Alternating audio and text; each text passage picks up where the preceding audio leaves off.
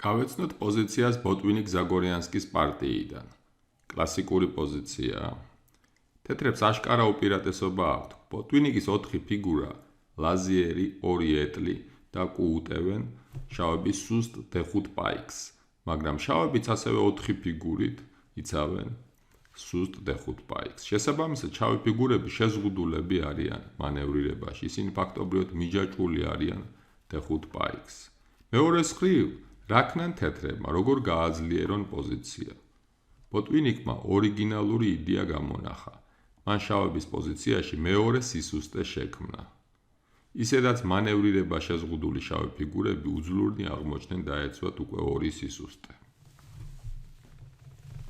G4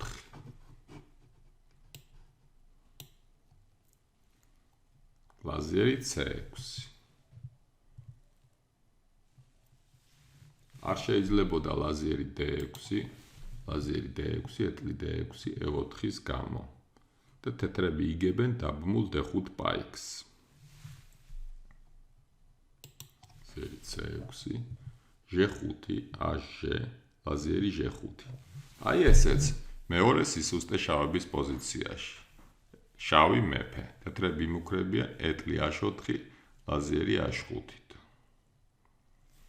ანუ ამ პოზიციაში შავებს აღმოაჩნდათ უკვე 2 სისუსტე, ერთის მხრივ D5 პაიკი, მეორეს მხრივ კი მიტოვებული შავი მეფე.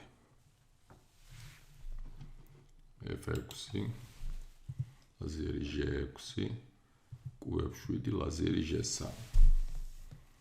რას იმუქრებიან თეთრები, რა უნდათ თეთრებს?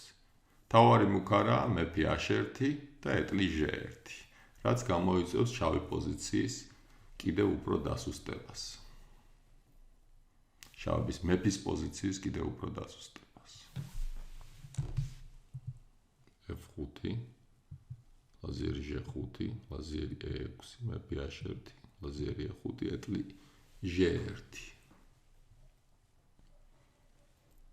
შავებმა კარგად დააყენეს ლაზერი E5 უჯრაზე, მაგრამ ეს არის მაქსიმუმი, რაც მათ შეძლეს.